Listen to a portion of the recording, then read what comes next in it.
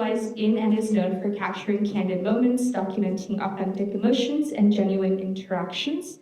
Kathleen's intention is to seamlessly navigate both private and public spaces, preserving moments with a unique blend of artistry and storytelling. Her portfolio includes a wide range of client work and personal projects, from short and long-term assignments to select donated services.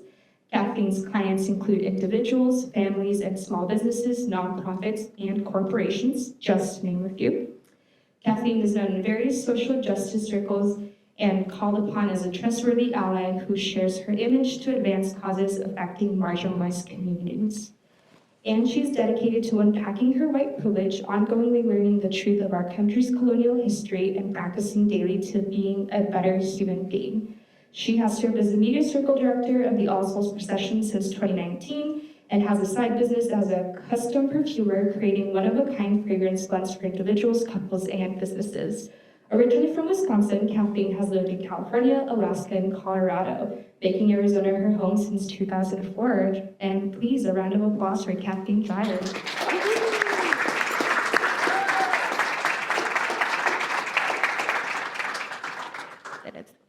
Great, thank you. Good morning, everyone. Thank you. Thank you. Boy, am I nervous. I am usually hiding quite comfortably behind the camera, navigating spaces as clandestinely as I can. Thank you for being here. You could be anywhere today, and you chose to be here listening to me. I really hope I say something of value and of use to you. So thank you. Let me see. To begin, many of you do know me. Many of you are respected colleagues who I love very much. But for those who don't, what I'm going to do is show you a brief video. It'll be a 3-minute video that gives you a cross-sampling of the work that I did in 2023, just because I haven't pulled together a cross-sampling of my work in 2024 yet. And while this video is going, I'll just tell you a little bit more about myself because I think it ties in with the theme. So, as Anita mentioned, I was born in Wisconsin, in a small town of, then it was 7,000 or 8,000, called Kaukauna, Wisconsin. If you've heard of Kaukauna Club cheese, that is where I am from. You can still buy that pretty much anywhere. I've seen it in stores here. I am one of 7 children. I am the only daughter in the family. That will tell you a lot about who I am. I am the 6th I'm 6 in the line. I'm very honored to say that my brother Steve is here today. He is my eldest brother. And then also my one and only beloved son, Logan, is here too in the beanie. He is here from the East Coast. Being the only girl, what I found in our family of 7, there's a range of about a decade or so, from maybe a little bit longer, 12 years between my youngest brother, Andy, and my oldest brother, Steve. So each one of us has a different sort of idea of or experience of what growing up was like, because our parents were different people and evolved throughout the time. Where I fell in line, not only because of my gender and because of what was going on for my parents at the time, I was highly sensitive to things going on for my parents, and I think that really informed who I was and what I became. So I was a social worker for 36 years, working in child protective services, adult protective services, and I always did more than one thing at a time. So I had a custom fragrance business initially for 20 years. So all this time, while I was working full-time, I was raising Logan since he was 10 months old as a single mother. And then I started my photography business in around 2005 is when I first picked up a camera. So we'll just let this finish, and then I will proceed with the rest of the presentation. So this gives you a nice broad cross-sampling. So,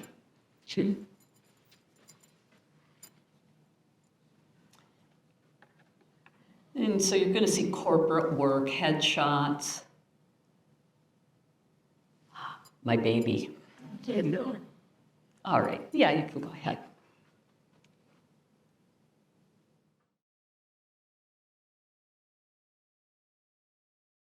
So I thought it might be interesting to show you where I began. Okay, so like I said, I picked up a camera the first time in 2005. So in 2006, my very first class was with Stephen Meckler. Some of you may know him.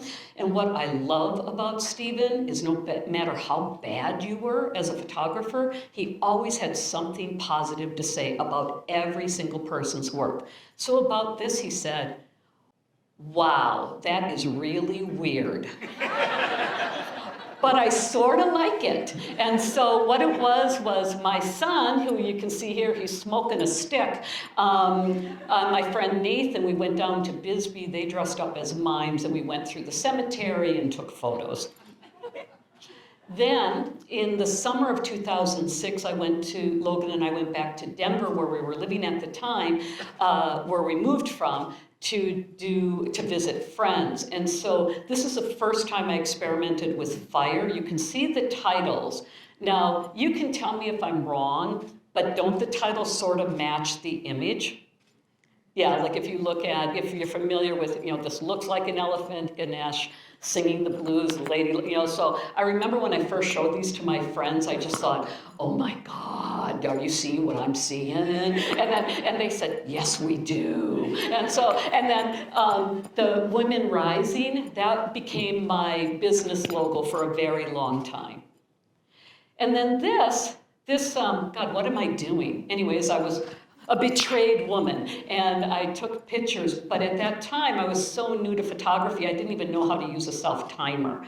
So I had my 8-year-old kid pressing the shutter, and I had a bottle of liquor nearby and things like that. So I'm traumatizing my 8-year-old kid with this distraught thing. I actually wasn't. He was into it, and I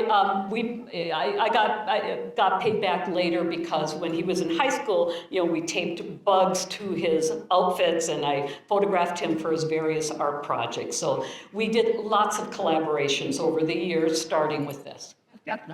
So, but where people really started to get to know me in the topic of cycles is through my cycling photography. Logan became a competitive cycler, and I was following him and his team, El Grupo, all over the state. So now I started photographing him and his buddies, him and his team, and before long I was photographing full races. What you see here in this image is I'm on the back of a motorcycle. We're up in Canada photographing a bike race, and I took a photo of my own reflection. With every job, I try to find a place to have my own reflection. So this is the year that my son competed, torrential downpour, and I don't know where I was standing or what type of protection that I had that I could get this shot. If anybody's familiar with the Tour de l'Abitibi, it is a race for the top cyclists who are 17, 18-year-old males throughout the world. So it's like a mini Tour de Tucson. So with cycling, I tie in to paying attention to what's happening. I saw this man, Jason, I didn't know it was Jason at the time, coming up the Mount Graham finish line, and I just was following the line of sight, and I was seeing this really cute little pregnant lady like kind of waddle up to him. And as she did that, he got off his bike. Bear in mind, if you've ever climbed Mount Graham or drove up it, it is 20 miles straight up a mountain. He shakes off his bike, and he gets how he got down on one knee to propose to her, and it's just because I was paying attention and was trying to be plugged into what was happening. So we mentioned cycles like, menstrual cycles. This is when I became menopausal. So, so you can see this. I'll come over here. So, December 26, 2012. Wow. Today at 2:57. 3 minutes ago, and I literally wrote this 3 minutes after I found out the news. My doctor told me I was officially menopausal.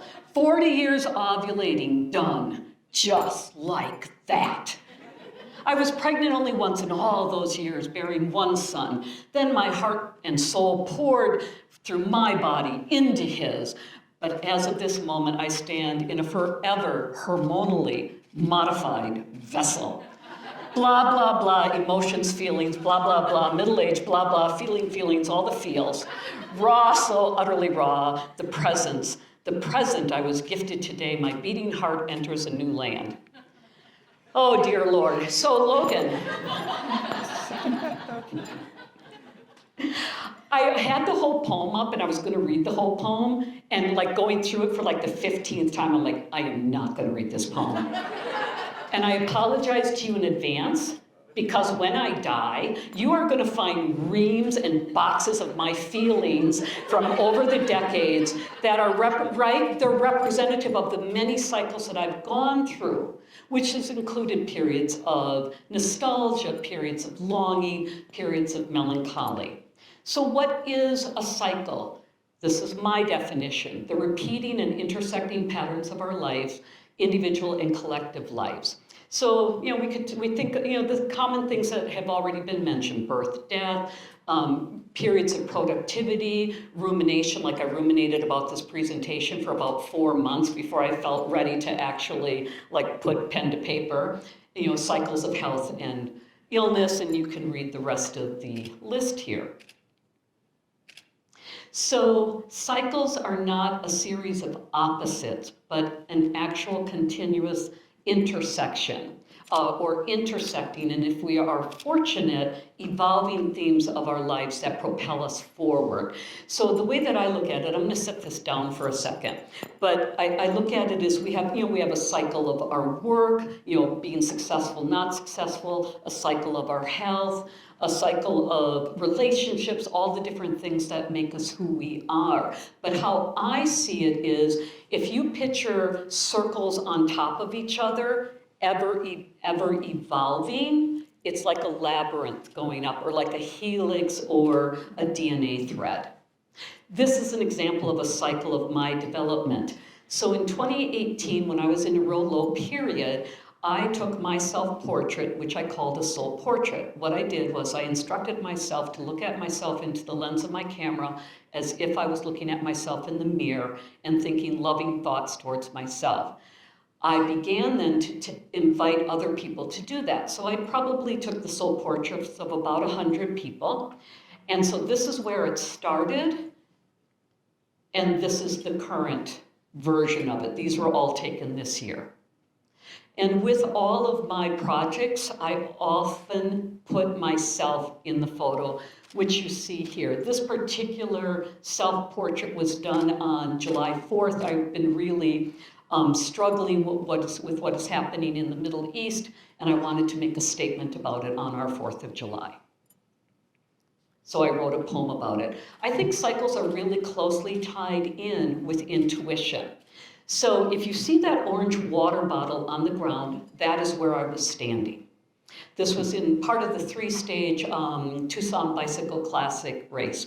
So I was watching the cyclists come around the corner. There was a slight decline, and I was just watching them. And I was lining up my shot right behind that tree there. I was going to use the branch as the tree as a structure to be a little bit extra cautious. But right as I was doing that, a very loud voice in my head, and we all have had those loud voices that isn't you, but a benevolent helper, screamed at me, "Move right now." And I've learned over the years to listen to that voice. I've been through many cycles to understand that voice means something. So I moved back, and this is the result. So I had enough time. So this guy, all 3 men went down. All 3 men got up and finished the race, so everybody was okay. After the race, I found him and I said, "I got the shot. Do you want to see the shot?" And he said, "Yeah, I would love to see the shot." So I showed him the shot, and he's like, "Oh my God, this is great. Come with me." So he brings me to his mother and says, "Mom, you got to see this." And she started laughing. And I said, "Mom, what are you doing?" He said, "Well, he's standing right here. He's fine." What else can I do? And what he told me is he could see that it was happening. He sensed, he knew he was going to make impact, and he was a football star. So he took the tree like a tackle. Yeah, that was his strategy. So tied in with intuition, I want to tell you just briefly about Teresa and Sam. This is just from 2 months ago. Sam, throat cancer, amputee, missing digits on his hand, going through cancer treatment. Teresa and him really, really wanted to get married desperately because he was worried that he wouldn't make it through the cancer treatment. So, but she hemmed and hawed because her dress didn't come in.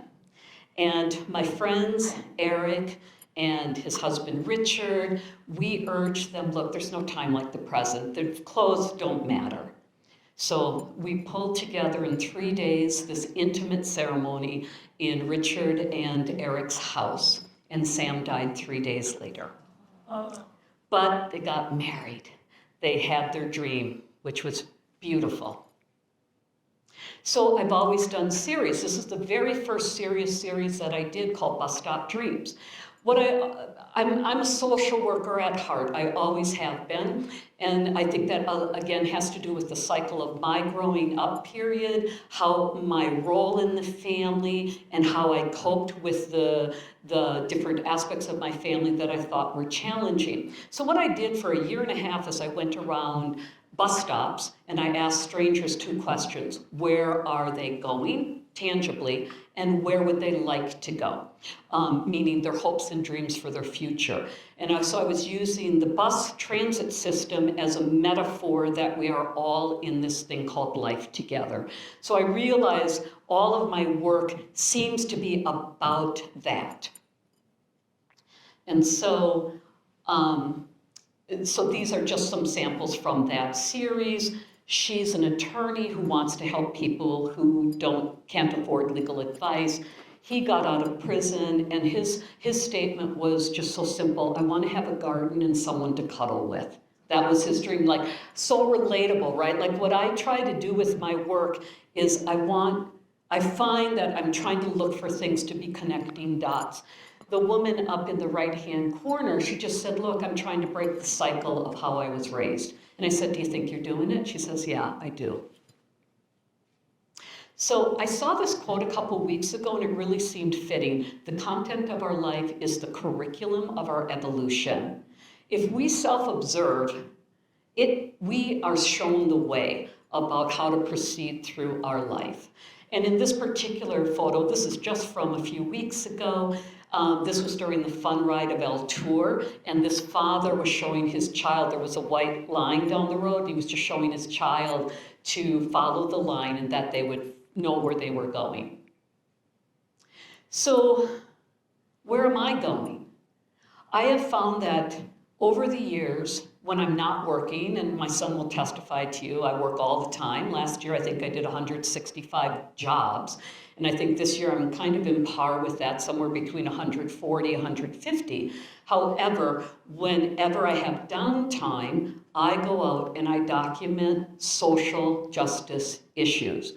And so you can see these are samplings of multiple events that I have gone out on. I won't make much comment other than to give you a moment to look at them.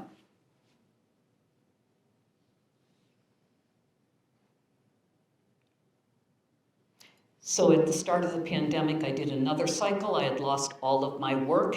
As a former social worker, I know that we are never allowed to talk about the reality of the situation. I wanted to change that narrative. So I gave people an opportunity. I contacted essential workers and frontline workers, and I took their portrait outside. I used a telephoto lens. I was really fastidious about staying safe, and took a bunch of portraits of all different types of frontline workers, including Dr. Dreyfus, a vet tech, a nurse, and a constable.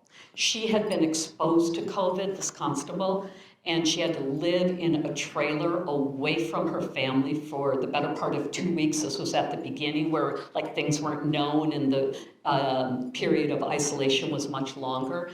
you can see how her 5-year-old son feels about the situation. And her husband had just brought her food. So a really big turning point in my life was when George Floyd was murdered. I raised a biracial son as a single mother. I really thought I was all of that, meaning that I had knowledge, that I had compassion, that I had understanding. But George Floyd's murder changed something in me and put me on another trajectory of a cycle of realizing that as a white woman, I am so utterly ignorant about our country's history, about our colonial nature, about my own privilege. And I decided I needed to move forward and start to unpack that. And that this was taken at the Dunbar. Sometimes cycles can be triggered by a word or a visual or a happening. So what at this particular, the top two, at this particular memorial for George Floyd at the Dunbar, my pivotal moment was I was standing behind this person. I was doing a live feed on my phone like this, and I was photographing with my right hand like this, and I was looking forward. So when I got home, an ally is a verb. What does that mean? What does that mean? And that started a new cycle for me about unpacking that. So whoever this person is, I owe them a debt of gratitude. And so I was simultaneously doing my COVID project, and then I started my Black Voices project, where I took portraits of Black people around Tucson, outside their home or work, and asked them to make a statement, uncensored. I was always very committed to not censoring anyone. So everybody has a different take on things, and my idea was hopefully I could start a process of waking people up or assisting people in their own journey of understanding things. So in the upper right-hand corner, Andres his statement was very simple, saying, you know, we want to be valued other than when we're pure entertainment for you, and I want to be able to walk down the street without a woman clutching her purse. Frances Causey, who's an incredible independent filmmaker, many of you I hope have seen her work. If not, please look it up. It's available on PBS. She did a whole film unpacking her family's racism. And this gentleman down here talked about how everybody typecasts him as a sumo wrestler because of his size.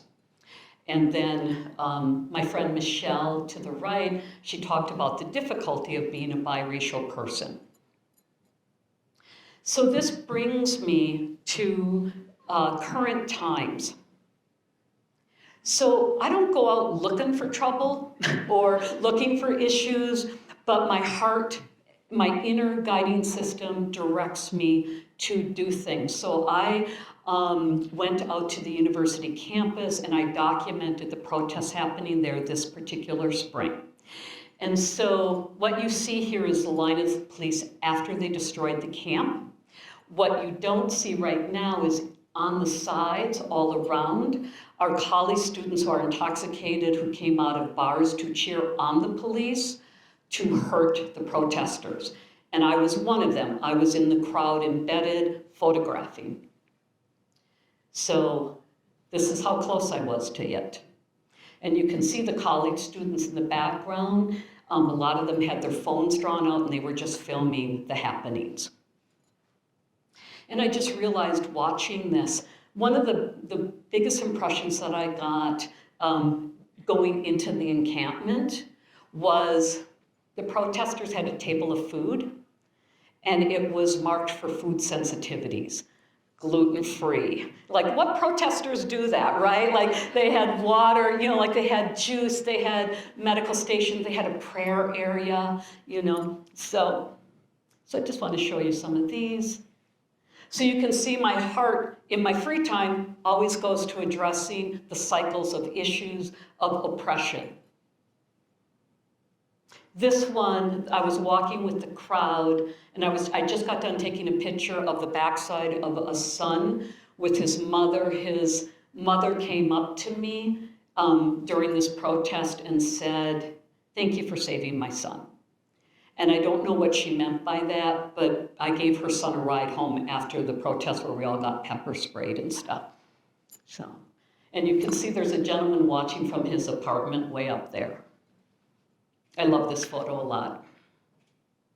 So how do we work through our cycles? And I just want to do a time check. 5 minutes? That's it. Oh my goodness, I better go really fast. So tools at our disposal, attention and intention. What I mean by that is those are all inside. Attention is where we place what we're focusing on. Intention is what we intend to do with it. This is my friend Dallas. She intended to have a birthday shoot for her 77th birthday out in the desert. You can learn to be the keymeister that you find your cycle in. I'll give you an example of that. When I was 61, that was the last time I went through a serious bout of just really being down in the dumps. I made a promise to myself that I would never allow myself to go there again. So it took me 4 months to crawl out of that mental slump that I was in, but I had never returned to it. I simply observed the process through it. This I wrote as part of my 50th year poem, my 50th birthday. When knowledge is absent, have faith. When understanding is present, take action. This is an excerpt. This is a woman I photographed during the pandemic. So repeating cycles, right? And her husband was in that portrait during the portrait series that I did, but he passed riding his bike a couple of years later. And I had to work on a project for an advertising company this summer, and she said that I put out a call for people to participate, and she contacted me. She says, "We want to participate because I want to create new memories for my children." Seek and build community wherever possible. Recognize your own patterns and life cycles so you are better equipped to navigate them with grace. To follow up on the commitment that I made to myself when I was 61, I recognized that at that time, by promising myself that I would be happy with my life as it is, that I completely forgot about dreaming or wishing anything for myself. And what I'm doing now at 64 is circling back around. It's like, okay, I don't want to go into the slump, but I also have a right to dream and still want things. So at 64, I'm starting to explore that for the first time again. Rest when you need to, but never give up. Don't make big decisions when you are exhausted. That young man is 17, and he is my hero. He is an athlete, and it's from the Challenge Athletes summer sports camp.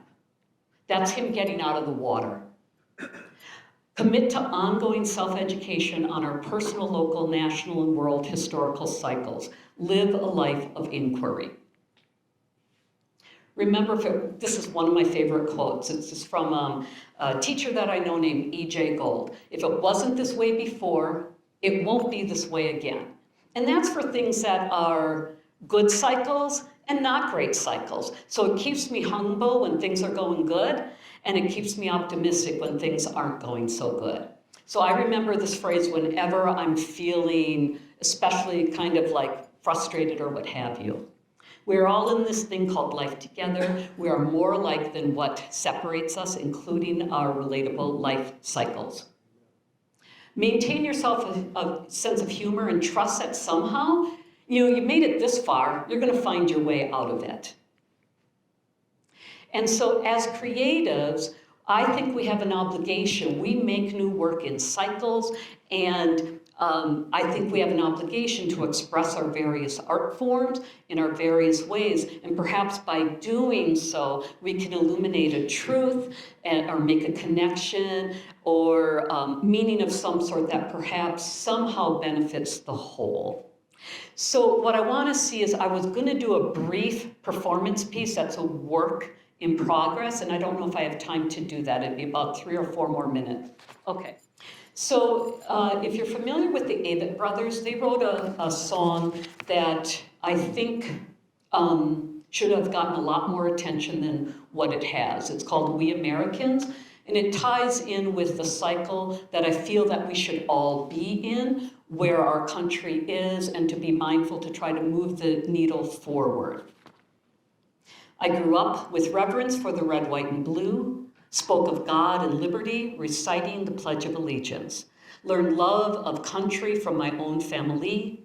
Some shivered and prayed approaching the beaches of Normandy. The flag waves high, and that's how it should be. So many lives lost and taken in the name of freedom. But the story's complicated and hard to read when pages of the book have been torn out completely or obscured. I am a child of Uncle Sam, and I struggle to understand the good and evil. But I'm doing the best that I can in a place built on stolen land with stolen people. Blood on the soil with the cotton and tobacco. Blood on the soil with the cotton and tobacco. Blood on the soil with the cotton and tobacco. Mm-hmm. A misnamed people and a kidnapped race. Laws may change, but we cannot erase the scars of a nation. Of children devalued and disavowed, displaced by greed and the arrogance of manifest destiny. Short-sighted it is to say that it was a long time ago. Not even 2 lifetimes have passed since the time of Lincoln. The sins of Andrew Jackson, the shame of Jim Crow, and time moves slow when the tragedies are beyond description. I am a child of Uncle Sam, and I struggle to understand the good and evil, but I'm doing the best that I can in a place built on stolen land with stolen people. We are more than the sum of our parts, all these broken homes and broken hearts. God, will you keep us wherever we go? Will you forgive us where we've been? We Americans. And I'll stop right there. There's another verse, but I know we're getting short on time. Thank you. And let's move our world together and our community together. Thank